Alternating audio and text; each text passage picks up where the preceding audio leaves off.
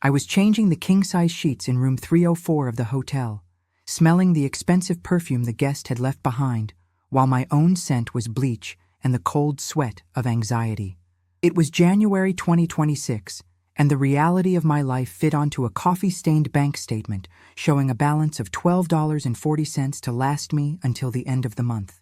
How could a hotel maid, a single mom living paycheck to paycheck in a neighborhood where police sirens are the nightly soundtrack, ever dream of saving $10,000? The math said it would take me 12 years to save that amount if I stopped eating. The banking system laughed at my credit score, and the rent increase notice was already under my door. But if you could fast forward the movie of my life to New Year's Eve 2026, you wouldn't see a defeated woman cleaning up other people's messes. You would see $10,000 in cash, real, palpable bills stacked on my wobbly kitchen table, ready to put a down payment on my own home. I didn't win the lottery, I didn't get an inheritance, and I didn't find a suitcase of money. I simply used an analog tool, forgotten in the digital age, that turned my misery into wealth. A simple paper system that my bank manager hates, but that saved my life and my children's future. Before I show you exactly how I split every tip and every hard-earned dollar into these envelopes to achieve the impossible, I need you to be part of this silent revolution. If you believe a housekeeper deserves financial dignity just as much as a Wall Street banker, smash that like button and subscribe right now. This shows the algorithm that our working class is waking up and demanding its space. I want to know who is in this trench with me, so write in the comments which city or state you are watching from and what your biggest financial pain is today. Is it late rent? A car that lives in the shop? Leave your comment, because this channel isn't mine, it is our collective voice, and I will use your story to guide our next step toward freedom. My name is Elena Rodriguez. I am 34 years old, and my back aches every day as if I were 60. I work at the Grand View Hotel in the industrial outskirts of Detroit, earning exactly $14.50 an hour. In January 2026, inflation in the United States turned a simple trip to Walmart into a psychological battlefield. A gallon of milk cost nearly $5, and the rent for my damp two-bedroom apartment, where I sleep on the living room sofa so my kids, Leo and Sophia, can have a place to rest, consumed 65% of my monthly net income of $2,300. I was part of the cold statistic of 40% of Americans who didn't have $400 saved for a simple medical emergency. My routine was a cycle of mechanical exhaustion, starting at 5 in the morning, taking 2 crowded buses, cleaning 15 rooms in 8 timed hours, smiling at guests who didn't even look at my face, and returning home praying my transit card wouldn't get declined at the turnstile. This was my normal, and the normal for millions of invisible women who keep the economy running while silently drowning. It wasn't a lack of effort or laziness. I worked double shifts, cleaned private homes on my rare weekends off, but money came in one hand and went out the other, swallowed by a $3,000 credit card debt with abusive interest rates and late fees that felt like iron chains on my ankles. I wasn't living. I was just surviving in constant panic mode, believing the cruel lie that poverty was exclusively my fault for a lack of discipline. Being invisible has a secret superpower. You see everything without being noticed. While cleaning the executive suites at the hotel, I started observing the habits of those who had the money I so desperately needed. I noticed something that shocked me. The wealthiest guests, those who left generous tips and treated the staff with respect, rarely had luxury brand bags or fast food trash scattered around the room. Their luggage was quality, but old and worn from use. They drank filtered tap water instead of opening the $8 bottle from the minibar. In contrast, I saw my coworkers, as soon as the paycheck hit on Friday, rushing to the mall to buy brand-name sneakers for their kids or knock-off purses in a desperate attempt to buy a temporary feeling of dignity. We were buying the appearance of wealth, while the truly wealthy were buying freedom. One day, I found an investment statement forgotten on the nightstand of the presidential suite. The balance was more than I would earn in 10 lifetimes, but that man drove a regular pickup truck in the parking lot. In that moment, productive anger took over me. The consumer system was designed to keep people like me poor, making us spend what we don't have to impress people who don't care. I realized I wasn't just broke because I earned little.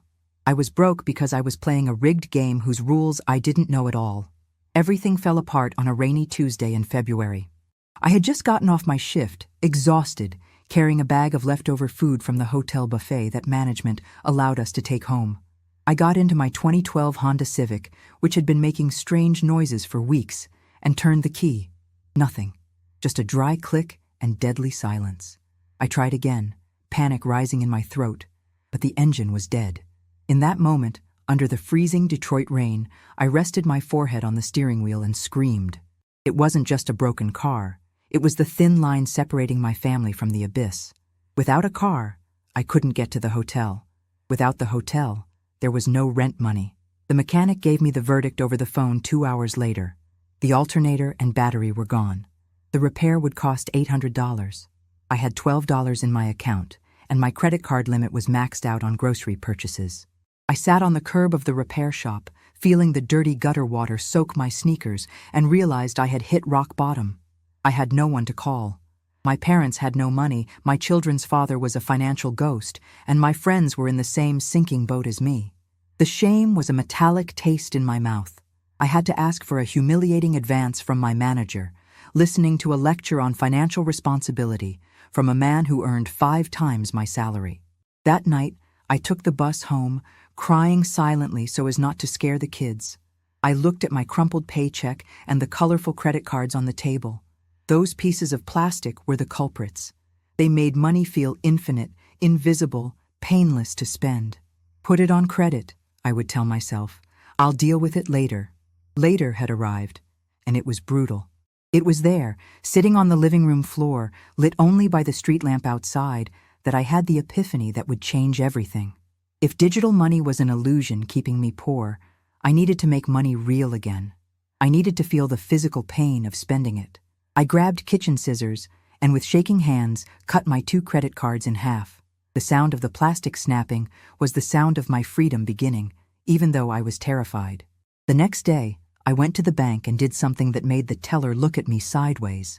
I withdrew my entire paycheck, down to the last penny.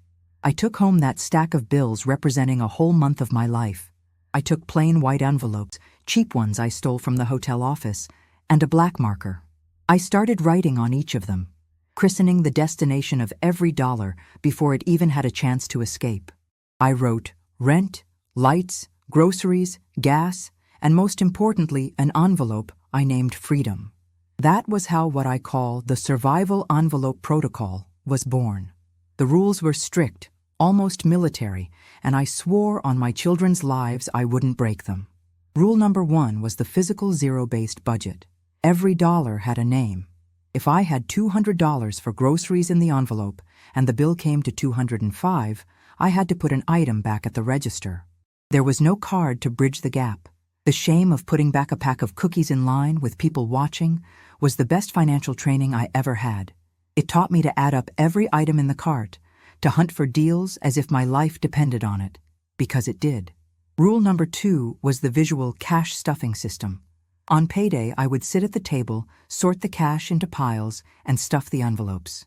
Seeing the groceries envelope get empty by the 3rd week forced me to be creative in the kitchen, to make soup from leftovers, to waste nothing. Physical money doesn't lie. When the envelope is empty, it's over. There is no overdraft, no interest, just naked reality. But the real game changer, the secret that accelerated everything, was rule number 3, the $5 note method. I worked as a housekeeper, so I received tips. Sometimes $2, sometimes $5, rarely $10. Before, this extra money vanished on coffee, snacks, or cheap toys for the kids. I created an unbreakable personal law. Any and every $5 bill that passed through my hands was radioactive for spending. If I received a $5 tip, it went straight into a shoebox sealed with duct tape under my bed. If I paid for something at the store and got $5 in change, that bill disappeared from my wallet immediately. It was a psychological game. The $5 bill is small enough that you don't miss it too much in your daily life, but big enough to add up fast. The internal resistance in the first few weeks was brutal. My brain, addicted to the dopamine of easy consumption, screamed. I would drive past McDonald's after a 10-hour shift, and the smell of fries almost made me cry.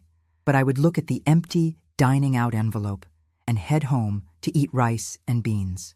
My friends asked me to hang out, and I made up excuses because I didn't have the courage to say my leisure budget was zero. I felt isolated, a stranger in my own world. There were nights I stared at the shoebox where I kept the $5 bills, wanting to rip the tape and take the money to buy a pizza and relieve the stress. But I remembered the rain, the broken car, the humiliation at the shop. I remembered that the pain of discipline is less than the pain of regret. I stayed the course, envelope by envelope, day after day, fighting the urge to return to the comfortable normalcy of debt. And then, something magical started to happen at the end of the second month. For the first time in 10 years, the month ended and there was still money, physical, real bills, inside the rent envelope for the next month. I wasn't chasing losses anymore. I was, for the first time, in the driver's seat. I know this sounds too good to be true. I know you have heard suit-wearing financial gurus say it is easy to cut out the latte, but I am a hotel housekeeper who lived this, scrubbing toilets and counting coins. The shoebox full of $5 bills under my bed isn't an urban legend. It is physical proof that small sacrifices create big miracles. If this story is lighting a flame of hope in your chest, please hit the like button and double-check that you are subscribed to the channel. YouTube needs to know that we, real women with real challenges, want content that speaks our language without judgment. And now I want to hear your truth in the comments. What is your biggest money thief today? Is it eating out? Is it impulse buying online? Share your struggle down below, because I will read every single comment and reply. Let's break this silence together. And keep watching, because now I am going to open my notebooks and show you exactly how much I saved month by month until I hit $10,000. Let's open the notebooks, because transparency is the only thing that will convince you this is possible. In March 2026, the first full month applying the survival envelope protocol and the $5 note method, the feeling wasn't victory, it was withdrawal. I felt like a recovering addict, sweating cold every time I passed the candy aisle at the grocery store and put nothing in the cart. When I closed out the month's accounts, the result seemed ridiculous for the size of my effort. I had saved exactly $185 in the freedom envelope and had $30 in $5 bills in the shoebox. $215 total. I remember looking at that little pile of money and crying out of frustration. 12 years, I thought. It's going to take me a lifetime at this pace. But there was a crucial difference. For the first time in my adult life, I hadn't created any new debt. I had lived on what I earned. By June 2026, the magic started to happen, but not without pain. My friends began to pull away. They would invite me to Friday happy hour, where every drink cost $12, and I refused. They started calling me cheap, boring, saying I had become obsessed. The loneliness of financial discipline is real and hurts more than the lack of money.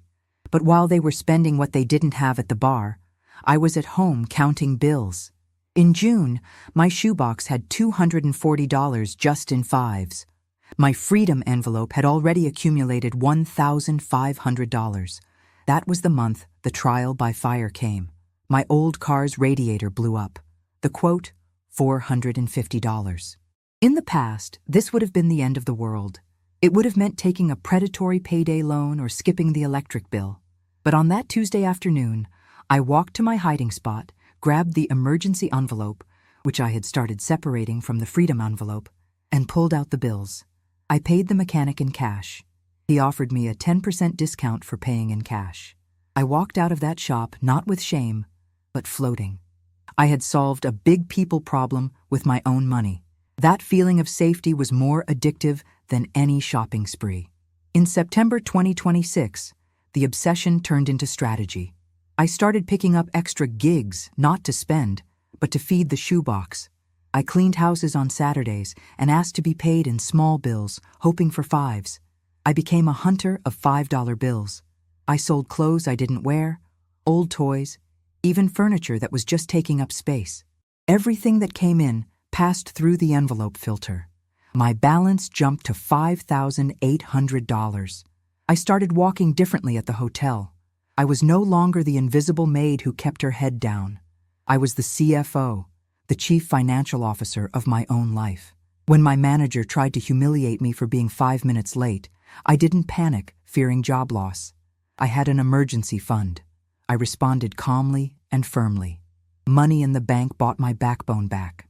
We arrived in November 2026. The Detroit cold returned, but my home was warm, not just from the heater paid on time, but from the energy of victory. The shoebox under the bed was so full the duct tape was peeling off. I decided it was time to count it all. I sat on the living room rug with my kids, Leo and Sophia, and we turned it into an event. We dumped the fives on the floor. It looked like green rain. The kids laughed, throwing the bills in the air. We counted together. Just in $5 bills, obsessively accumulated over 11 months, we had $2,400. Added to what was in the freedom envelopes, we had reached the unthinkable mark, $10,350. That money wasn't just paper. It was 1,000 no's I said to impulse purchases. It was hundreds of packed lunches taken to work instead of buying food out. It was Friday nights at home playing board games with my kids instead of spending at the movies. The following week, I did the scariest and most empowering thing of my life. I went to a used car dealership. I didn't go as the victim begging for financing with 30% interest. I went as the owner of the game. I found a 2020 Toyota Corolla, reliable, safe, with low mileage. The salesman, a man named Mike, who smelled of cigarettes and cheap cologne, tried to push financing on me. "The payment fits your pocket, honey," he said, with that condescending smile. He started talking about rates, 60-month terms, extended warranties. I let him talk.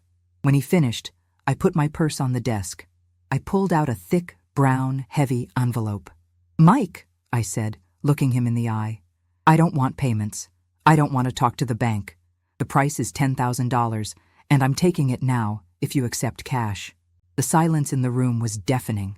He looked at the envelope, looked at me, a Latina woman, dressed in simple jeans and work sneakers, and stuttered. He called the manager. They tried to say they couldn't do that price. I stood up and took the envelope back. "Fine, there's another lot down the street." They stopped me at the door. 20 minutes later, I was signing the title.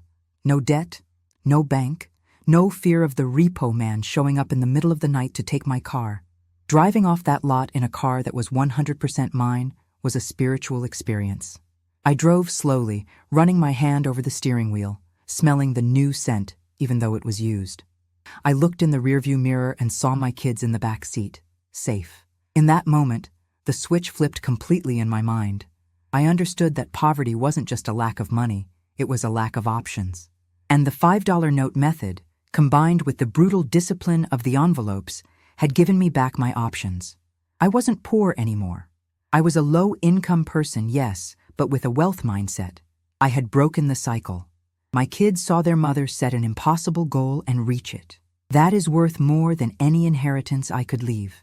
I proved to myself and the world that it doesn't matter how much you make, but how much you keep. And it all started with a simple, humble, and underestimated $5 bill. The news that Elena from room 304 had bought a $10,000 car with cash ran through the service corridors of the Grandview Hotel faster than bad gossip. At first, there was disbelief. In the locker room, while we changed into our gray uniforms, I heard whispers. They said I must have found a sugar daddy, or that I was selling illegal things. It is sad how poverty conditions us to believe that honest success is impossible for people like us. But I didn't keep the secret. At lunch, I sat at the wobbly cafeteria table, opened my battered budget notebook, and placed my shoebox, now empty, but ready for a restart, on the table. It wasn't luck, I told the three women looking at me with skepticism. It was this. I started explaining the envelope protocol and the $5 note method. The first to try was Sarah, a night shift waitress with deep circles under her eyes. Sarah was trapped in the deadly trap of payday loans. She would borrow $500 and have to pay back 652 weeks later. It was a cycle of blood that had lasted 3 years. She cried in front of me, saying she couldn't save $5 because every penny was spoken for before it even hit her account. I held her hand and said, "Start with $1. If 5 is too much, save the ones. But save them physically. Take them out of the system." Sarah started that week. She christened her envelope "Death to the Loan Shark." 3 months later, in March 2026, Sarah walked into with a smile I had never seen. She threw the final loan payoff receipt on the table like it was an Olympic trophy. She was free. For the first time in years, her paycheck was hers. From there, the movement exploded silently. It wasn't on TikTok or Instagram. It was word of mouth in the laundry room, at the bus stop, in the food bank line. We created a secret financial sisterhood. Women who previously competed for extra shifts were now swapping tips on where chicken was cheapest. The sound of plastic ripping became music to us. It was credit cards being destroyed. We started doing collective envelope challenges. One week, the challenge was no spend days. We brought coffee from home in thermoses instead of buying it from the machine.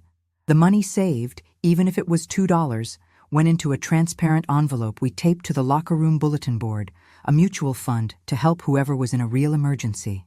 I saw Mrs. Marta, a 60-year-old immigrant who thought she would never see her sick mother in her home country again, start the longing envelope. She stopped buying lottery tickets, her only vice and hope, and started putting that money in the envelope. In 6 months, using the aggressive method of cutting everything that wasn't survival, she bought the ticket. The day she showed us the airline ticket was the day I understood we weren't just gathering colored paper. We were buying time, love, and dignity. The impact transcending money changed the atmosphere of our work. Before, the mood was one of defeat, of constant complaining about the unfairness of the world. Now, there was a purpose. We walked with our heads held high. When management tried to unfairly cut overtime, we stood together. We no longer had that paralyzing fear of losing the job at any cost, because many of us already had our fly-off fund. Excuse the language. But that's what we call the emergency fund that gives you the courage to say no to abuse. The method spread outside the hotel. My cousin, who works at Walmart, took the idea to the cashiers there. My neighbor in the trailer park, who is on government assistance, learned how to make money stretch until the 30th, something that had never happened before. There were husbands who laughed at first and then, seeing their wives pay bills that had been overdue for years, asked to learn. I saw marriages saved because the number one fight, money, was replaced by a common project. What started as my desperate attempt not to get evicted became a silent revolution of pink-collar women, tired of waiting for politicians or miracles. We realized that the traditional financial system, with its compound interest and hidden fees, is a machine for grinding the poor.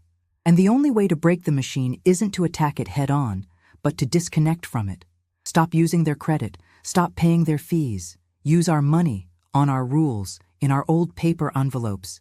We became our own bankers. And seeing the light come back into these women's eyes, seeing their posture change, seeing the pride with which they stuffed their envelopes on Friday, that was worth more than any new car. We created a community where the shame of poverty was replaced by the pride of strategy. We were no longer victims. We were the architects of our own rescue. When I look at the calendar now, at the end of 2026, I realize that the $10,000 and the new car in the garage are the least important part of this story. The real achievement was something that has no market price: mental deprogramming. I discovered an inconvenient truth, one that banks, credit card companies, and even popular culture don't want people like us to know. They need us to believe that we are incapable of managing our own money.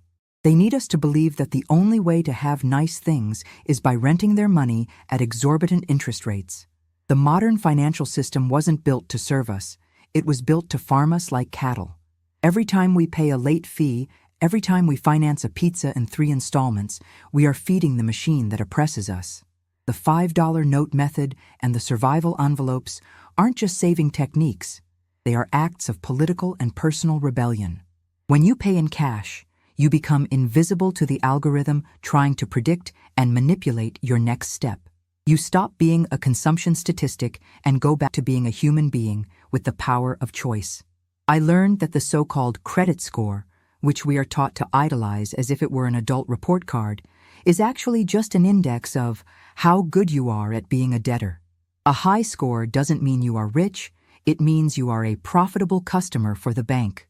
I stopped playing their game. My score might not be perfect now because I have no active debt, but my bank account has a positive balance and my sleep is peaceful. And I ask you, what is worth more? A pretty number on the bank's computer, or the peace of knowing that if the world ends tomorrow, you owe nothing to anyone? This journey taught me the brutal difference between being poor and being broke. Being broke is a temporary situation of an empty bank account. Being poor is a state of mind of hopelessness. It is the belief that you have no control over your destiny. The system wants us to feel poor forever so that we keep accepting bad jobs, abusive relationships, and politicians who sell us crumbs. When I took back control of my money, I took back my voice. I realized that systemic poverty is real, yes, and the barriers are high, but many of the chains that bind us are mental. We sabotage ourselves with retail therapy because we feel entitled to a little immediate relief, without realizing that this relief is stealing our future freedom. I used to look at rich people and feel envy and anger. Today, I feel clarity. I understood that wealth isn't about how much you earn, but about the margin you create in your life. Don't wait for a husband. Don't wait for an inheritance. Help isn't coming from the outside. Help comes from the mirror. I was the woman who cleaned other people's filth and thought my place was to serve. Today, I serve myself and my future. And if an exhausted housekeeper from Detroit can hack the system with a shoebox and $5 bills, then, my friend, there is no excuse in the world that can hold you back. The cell door is open. You just need the courage to drop the credit card and walk out. The fundamental lesson I take from this journey isn't mathematical, it's behavioral. Small leaks sink great ships, and small patches, applied consistently, build empires. You don't need to see the whole staircase, just the first step. And your first step starts today, right now. I want you to turn off this video and do 3 simple things. First, go to the Dollar Tree and buy a box of plain envelopes. Second, withdraw your cash for the week, whether for groceries, gas, or fun, and put it in those envelopes. Feel the pain of seeing the money leave.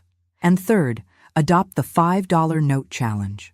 Promise yourself that every $5 bill that touches your hand is sacred and belongs to your future, not to the convenience store register. If I could do it, you can do it. And to ensure you won't give up halfway, click that subscribe button right now. This channel is your tribe, your weekly reminder that there is life after debt. Share this video with that friend, sister, or cousin who cries over money. You might be handing her the key to her cell. Leave a like if you are ready to start your own freedom envelope. We are living proof that rock bottom has a trampoline and our climb starts today. I am waiting for you in the comments. Let's win.